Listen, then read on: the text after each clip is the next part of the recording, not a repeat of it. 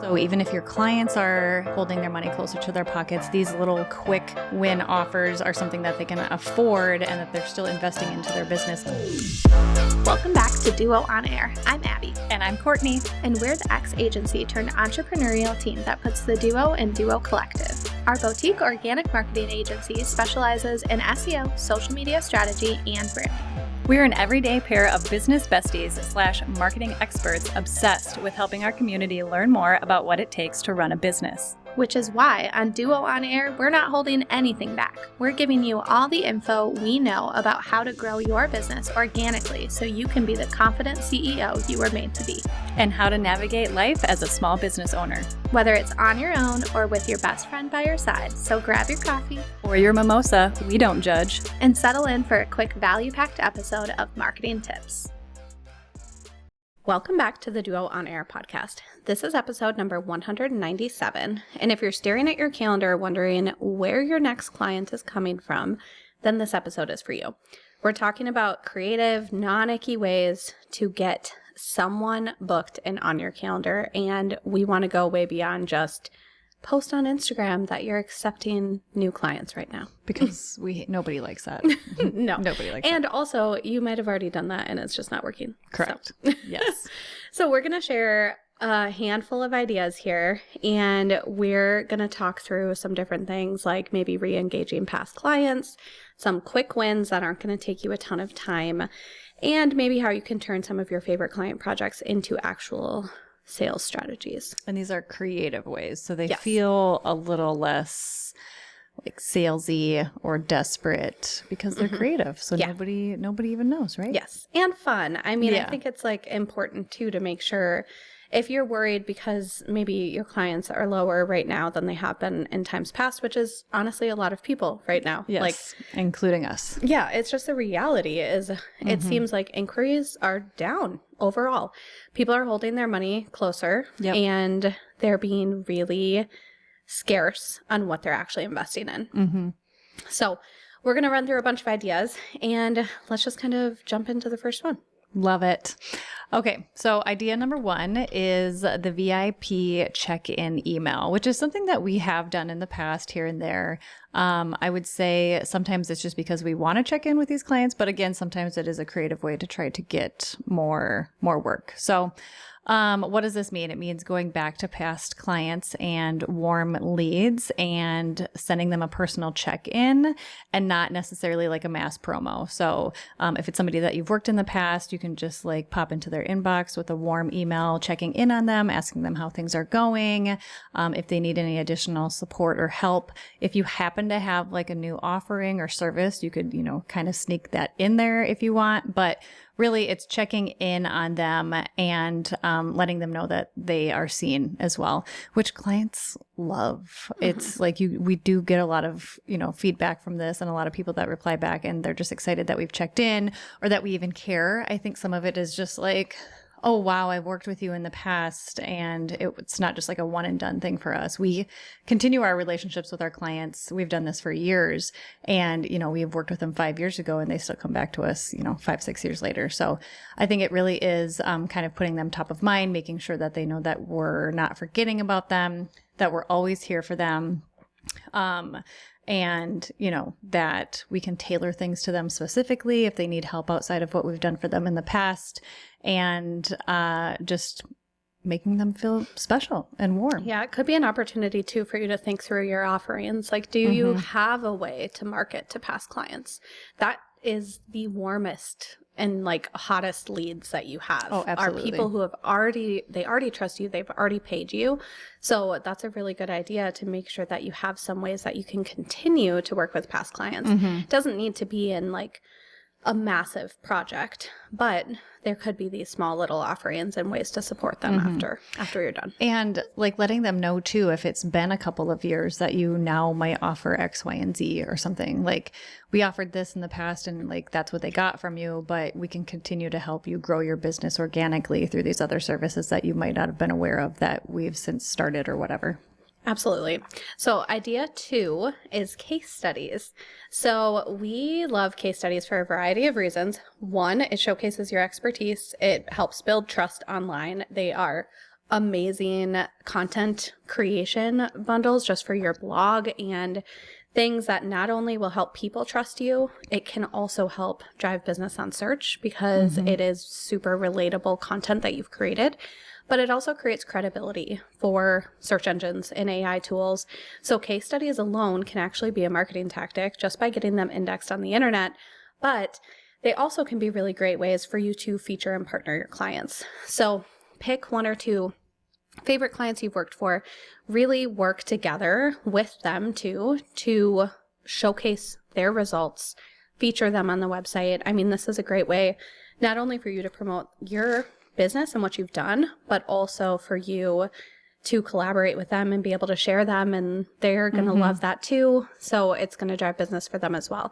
So these mini case studies can be an awesome way and a thing to work on right now, especially if time is a little bit slower. You can work on updating these case studies, but then after you're done with that, you can share that case study with multiple people. One, including the past client, again, with kind of like a check-in and hey, is there anything else we can do with you? But two, you can also send that to 3 to 5 people in a similar industry who are maybe related, like you are close connections with through something else. So maybe they're locally in your universe, you have friends of a friend, but you can actually share with them what you've done for someone else similar to that industry to show them a really relatable way of how you can partner with them and say, hey, I did this for so-and-so. I also think this could really benefit you. Take a look. I'd love to chat with you, grab coffee, hop on a Zoom call, something like that. Yeah.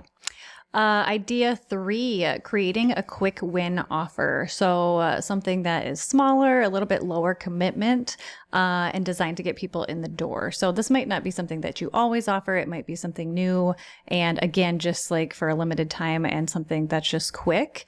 But this allows you to bring in, some clients probably at that lower commitment level. So you're not selling your large packages here, but it's just getting some quick wins in the door. So some of examples could be like a 90-minute strategy session.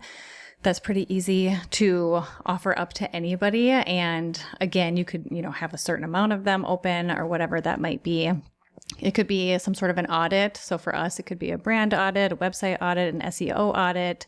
It could be a Voxer day, pick my brain day with, some boundaries, obviously, but just kind of opening your day to somebody to just pick your brain, ask any questions that they have that might come up, whether, it's about their brand, their website, SEO, whatever it might be, or whatever services you offer.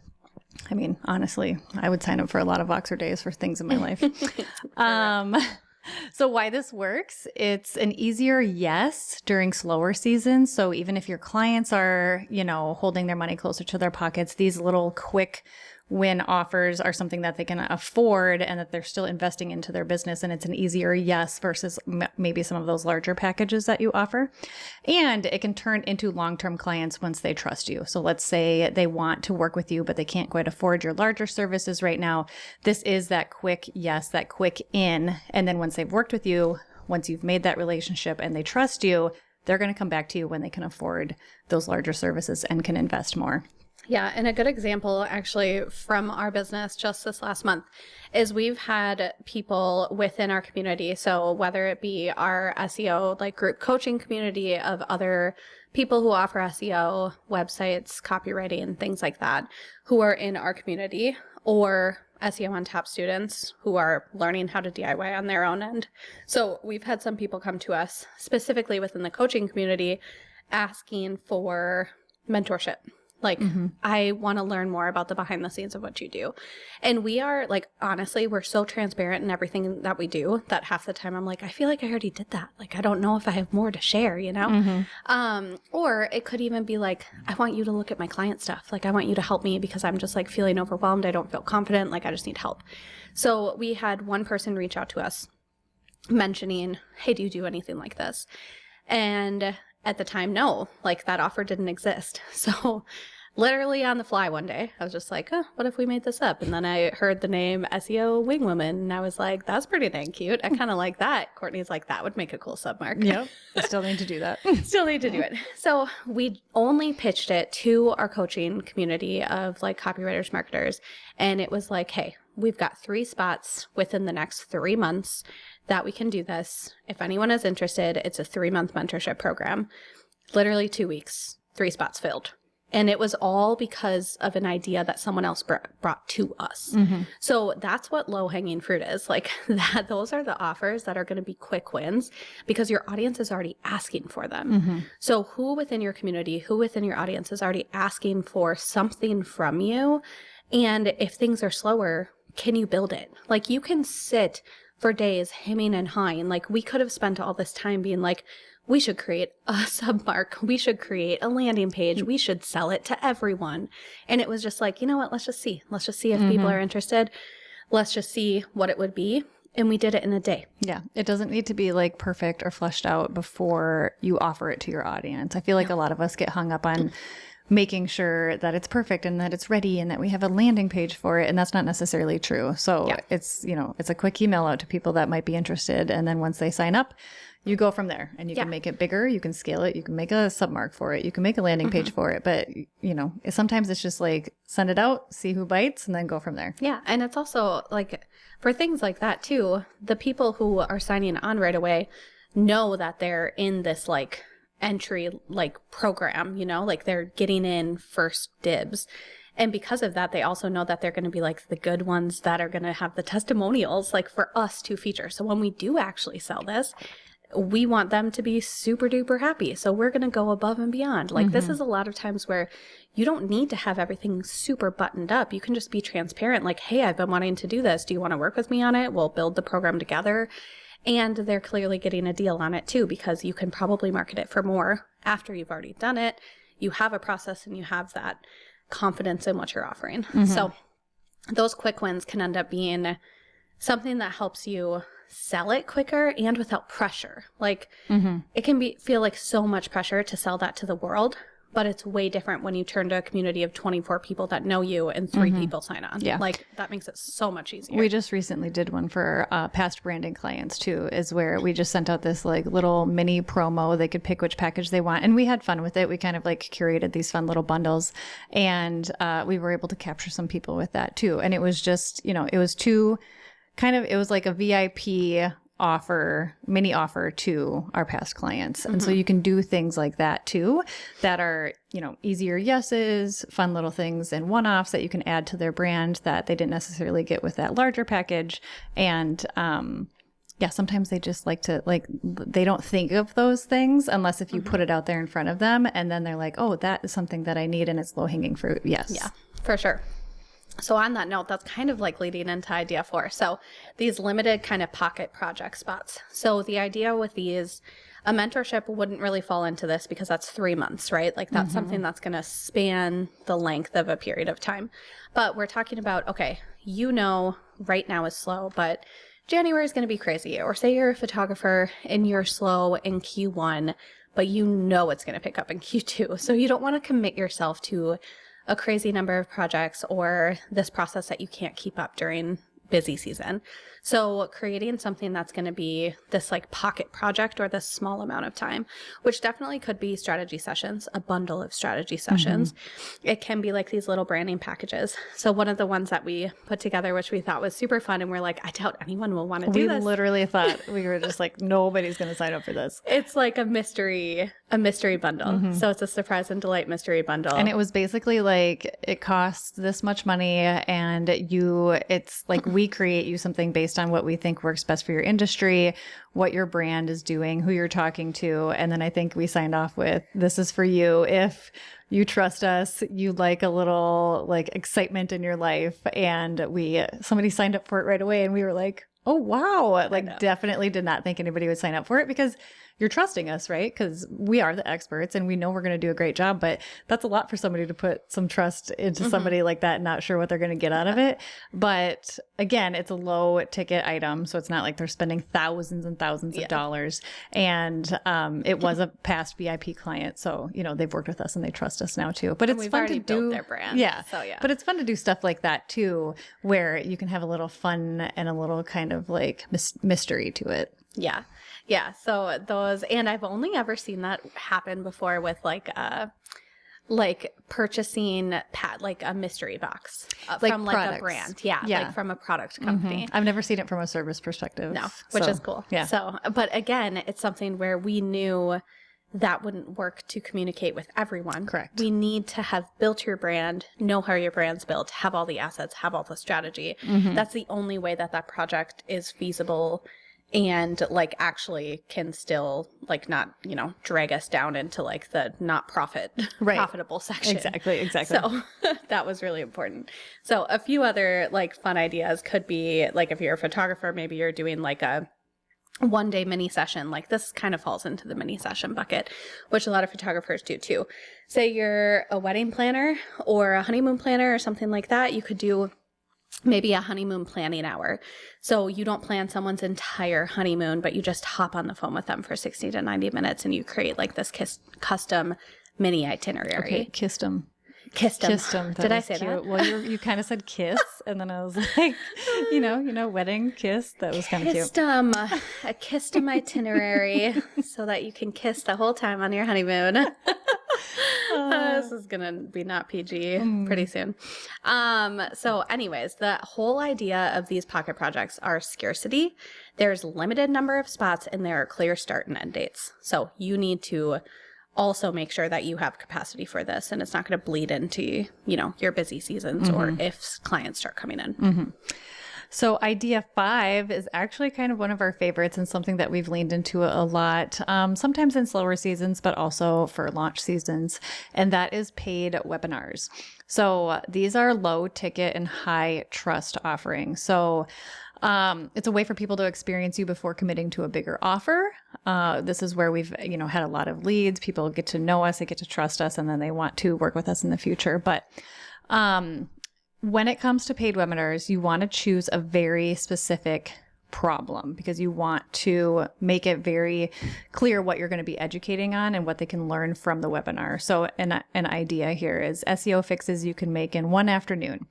So that's very specific. And it kind of gives them a time frame of like, one afternoon. I can do that. That's easy. People need to know what they're going to get out of it. Yes. Like they're going to spend money on a webinar, and it doesn't need to be a lot of money. It could be $24. Like it can be something really low, but what are they getting for their dollars? Yes, so exactly. There needs to be it needs to be that very action. clear. Yeah. Yes. Another idea: how to raise your prices without ghosting your clients. So again, just very specific, and they have to clearly know what they're going to get out of it, even if they are just paying a low price. So like Abby said, price it low, but not free. They don't have to be free. You can even price it as low as like $27. 37, 47, 6, 7. Sorry, I had to. Oh man, that was like a layup. Okay, honestly though, like I would notice that 6, 7, like you could play on that number. We're totally doing a webinar for $67 now. I know. It's enough to attract serious people, but not freebie hunters. So, you're always going to get, probably some people, if it's a $27 one, you're probably going to get kind of some freebie hunters because that is pretty low. But a lot of the times you're going to attract more people because they do have to pay to be, involved in that webinar. And then always including things like teaching something that creates quick wins, a peek at your deeper process. People love, specifically from SEO, people love learning about Abby's process because I think that's something that they like to see from an expert side, and she's really good on how she shares that. So people just love seeing process. And then a simple upsell. So at the end, some sort of a VIP intensive, done for you package, template bundle, if you're launching some sort of a course or something. So having a simple upsell at the end of your webinar, sometimes people lead with it too, but it's an easy way to, you got them in with this low ticket item, but you can also upsell them on something later. So hopefully they come back because they trust you now, they've learned something from you now, and they need more services from you in the future. Yeah, and don't be afraid to upsell. Like I think a lot of times we just get scared to do that. Or you do it so quickly, or you do it so like, okay, and I have this thing, great, thanks. Yeah. Most people want it, honestly. Yes. Like you get to the end and you have like already delivered so much value as long as you've delivered value. Like I've definitely sat in free educational trainings and things like that where there's no value at all and you're just like, great, that was a sales pitch the entire time. But if you deliver value and then you get to the end and there's more ways you can help them, usually even if you didn't deliver that, people would ask. They would say, okay, so what if I want to work with you? Like, Or what how does that can mean? I learn more? Yeah. Or So don't be afraid to do it because a lot of times people want that. And if they don't, they're going to hop off and that's fine. Then they go away. you're going to lose people that like came there just for the webinar, right? There's people that specifically join these things to, get what they can from that low ticket offer and they're gone. Those are always going to be those people, right? You'll never get those, but there are going to be a handful of people that want more. So it's okay to upsell at the end. Yeah, for sure. Okay, so next one is doing add-ons for existing and past clients. So this is something that I'll say for a really long time, even within like our offer suite, we didn't have a ton of like, now you can work with us in this way. And it was kind of like, because we love working with new clients all the time. Like we really do. We love bringing in new people. We love working on the foundations. And then once you have your foundations set, you spread your wings and fly away, and like, we've always loved that structure of it. But there are plenty of times where we're like, oh, we know we can do something else, so we can help you in other ways.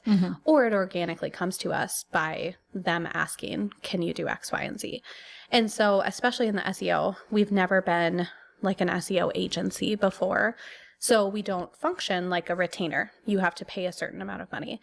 And for a very long time, that's just how it's been. But I would say recently, and we have people who we've worked with years ago who have been like, I would love to work with you again. It's been a long time. Like, obviously my foundation is set, but I still need more help. And so there's just been this gap. And it's usually led by your clients. Like your clients will tell you that they're craving more. And if they are, and if you're interested in doing so, this is a huge opportunity for you to consider adding on. So this is something that we did just create as like a whole new like continued SEO offerings for our past SEO clients.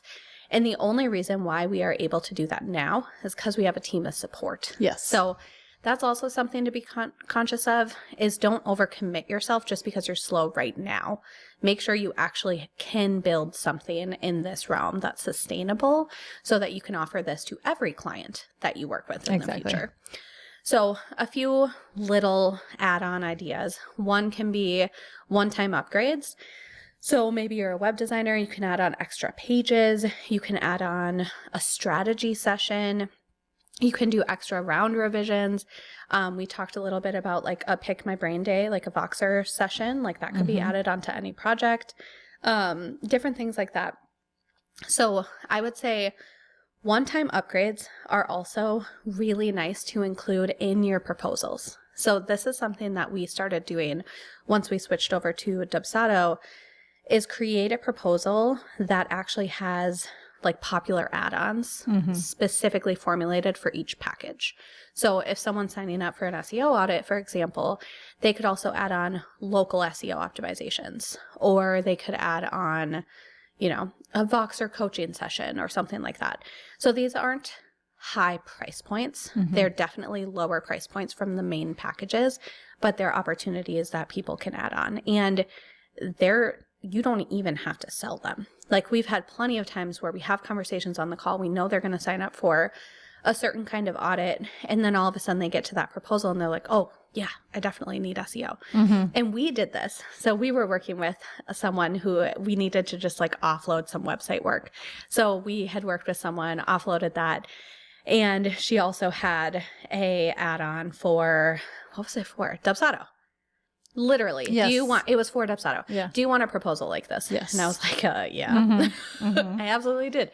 I didn't even ask her. I just booked it and like moved on. And that was like such a no-brainer opportunity. So having a system like Dubsado, Honeybook, whatever, can allow you to incorporate those add-ons without any extra effort from you is a really easy way to just increase your project budget, like cost overall. Not cost, revenue.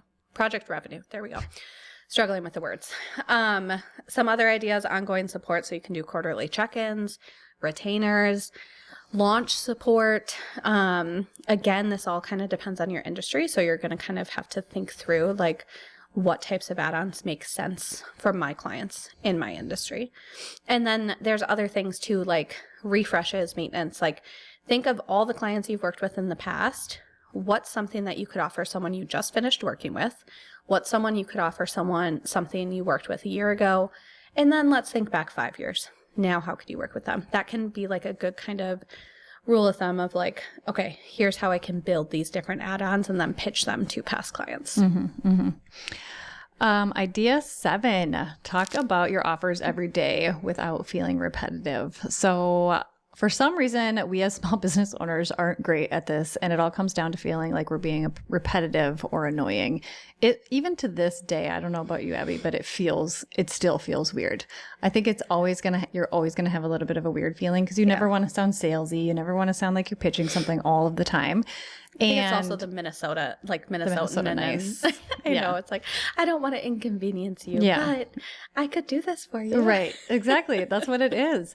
So we just feel just weird talking about it every day. But there are some ways on how you can do that without feeling like a burden. So one of those ways is rotating how you talk about your offer, which I think a lot of people do, but it's things like a story. So share how a client felt before and after working with you. So that is just a story. And that's a good way of, how they started to work with you, how they felt before, how they felt after. And we've done this a lot, particularly with branding lately, where we've brought them onto the podcast and talked about that story, like how they felt before they did the rebrand, how they felt after, and the confidence shift that came with that. And it's just really inspiring to actually hear it from their words too. You could do things like a feature, so highlight one specific thing that you included, like a strategy call or a template. The benefit, so explain what changes in their life or business after working with you. So, you work with somebody on their SEO and all of a sudden they're on mat leave and they have all of these inquiries coming in because their SEO is working. And that's how strong SEO is. Yes, that's why I said it. FAQs, so answer one common question or objection about services or ways that you've helped people with what you do. And then obviously behind the scenes. People love behind the scenes. So showing a snippet of you working on behind the scenes of a brand build or, behind the scenes of how Abby does keyword research. So people love those things, and all of these things, stories, features, benefits, answering questions, showing behind the scenes, you're all talking about what you offer and how you do it and what the benefit of it is. But it's not a salesy pitch. Yeah. But you're still talking about what you do in a much more storytelling way. And the beautiful thing about all of this is doing this, and regardless of where you share it, which we're going to talk about in a sec, doing all of this is going to help your SEO too, because it's going to showcase your work online and showcase your credibility and your authority. And that is what actually helps you show up higher on a Google search result or show up in ChatGPT, because these resources trust you because of that credibility and because of the work. So doing this is twofold. It's like, one, you are talking about your offer, you're sharing it with other people, and now people can see it and reach out to you, but also it's going to help benefit your visibility online. Yeah. And these are all things that you can repurpose. If you tell a story, you can share it in a newsletter. You can take that, you can make it a podcast episode. You can make it a blog post. You can make it a carousel on Instagram. All of these little sections on how you can talk about those offers can all be used and repurposed into different marketing tactics. And you can make it fun too. Like this time of year right now, you can do it as like a recap of 2025. It can be like, here's my top favorite projects. I'm going to release one a week. I'm going to do it doesn't even need to feel like, oh, I'm doing this because I need to get some more work or I need to increase my visibility or I'm looking for more clients or whatever. You can just do it because you want to showcase your, all the amazing things that you did this year. Like the recap. I love it when people do recaps. Yeah. And then using those different formats. So Instagram stories, reels, carousels, kind of like what I just said, email, podcast mentions, intros, outros. It's like all of these ways that you can bring in what you do. It's funny because we were actually just working on a new podcast intro, which is going to be here soon. I don't know if it will for this one, but it's, Let's bringing say for the new year. for the new year, new Yeah. year, new us. So it's bringing, the way or the things that you do and what you offer into things like that, into subject lines. It's just really weaving it into everything that you do every day. And just kind of talking about it naturally, like storytelling, like I said earlier. So it doesn't have to always sound stuffy and like you're pitching something. Yeah, I will say if you want a good person to follow who does this constantly, Sarah from Between the Lines Copy is always posting in her stories, here's 3 things you can do to work with me today. Like in a way that doesn't feel super salesy. Oh, and very she does authentic. that almost every day. Like and it doesn't feel overwhelming. And if you don't want to read it, then you just tap by. Like it's not something where you have to feel so, oh, well, I talked about that on Monday. I probably shouldn't talk about it again. Guess what? Not everyone sees your stories every single And day. that's the thing too, is that people are going to see you at different places, different times, all different locations. Like they're not always they're not catching every single Instagram story you post. Yeah. So I think just to summarize, we've given you these 7 different ideas. I don't want you to feel overwhelmed right now and be like, oh, I got to do all of these right now. Pick one. And have fun with it. Yeah, have fun with it. Yeah. Make it a fun little project. And I think 2 of the biggest things you can take away with this is 1, what are people asking for? Really sit down and just think, what are people asking me for right now? Because that is a really easy win. And then 2, your past clients are going to be your hottest leads. Yep. So don't focus on serving new cold audiences right now. Focus on the people who already know, trust, and love you. And that is how you can make some of the biggest connections and kind of help fill this gap until those inquiries turn around. If you like this episode, please be sure to share it with a friend and subscribe so you don't miss any new episodes dropping every Monday. Plus, if you haven't already, please go ahead and leave us a review and don't hesitate to share any new episode ideas. We absolutely love hearing from you and creating this content for you. See you next week.